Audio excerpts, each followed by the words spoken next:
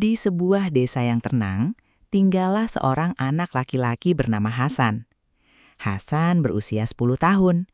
Ia dikenal ceria, suka bermain layang-layang, dan sangat penasaran dengan banyak hal. Namun, ada satu hal yang tidak terlalu Hasan sukai, yaitu pergi mengaji setiap sore. "Ah, capek, besok aja ngajinya," keluh Hasan sambil rebahan di teras rumah.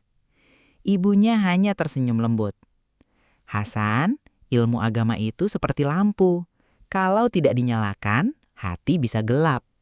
Hasan mengangguk kecil, walaupun sebenarnya ia belum begitu mengerti. Suatu sore, Hasan bermain bola bersama teman-temannya sampai matahari hampir tenggelam. Saat teman-temannya mulai pulang untuk sholat maghrib, Hasan masih sibuk mencari bolanya yang masuk ke semak-semak. Tiba-tiba, brak! Hasan tersandung akar pohon dan jatuh. Aduh! Saat ia bangun, suasana sudah mulai gelap. Angin berhembus pelan dan jalan desa tampak sepi. Hasan mulai takut. Ia berjalan cepat sambil memeluk bolanya. Namun, karena terlalu panik, Hasan malah tersesat ke jalan kecil yang jarang dilewati orang. "Ini jalan apa ya?" Matanya mulai berkaca-kaca. Tak jauh dari sana, Hasan melihat cahaya kecil dari sebuah musola tua. Dengan langkah ragu, ia mendekat. Di dalam musola itu ada seorang kakek berjubah putih sedang membersihkan sajadah. Kakek itu tersenyum hangat. "Assalamualaikum, Nak." Waalaikumsalam. "Kamu tersesat?"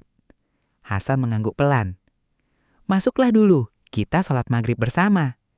Hasan sebenarnya takut, tapi wajah kakek itu begitu menenangkan. Akhirnya Hasan ikut berwudu dan sholat berjamaah. Setelah sholat, kakek itu menyalakan lampu minyak kecil di sudut musola.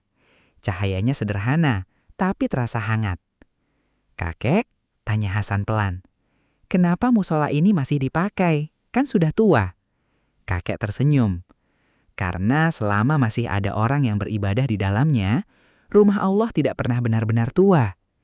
Hasan terdiam. Kakek itu lalu berkata lagi, "Nah Hasan, tahukah kamu, hati manusia juga seperti musola." "Maksudnya?" "Kalau hati sering dipakai untuk sholat, mengaji, dan berbuat baik, hati akan terang. Tapi kalau dibiarkan kosong terlalu lama, hati bisa gelap." Hasan langsung teringat perkataan ibunya. Ilmu agama itu seperti lampu. Perlahan Hasan mulai mengerti. Tak lama kemudian, terdengar suara orang memanggil dari luar.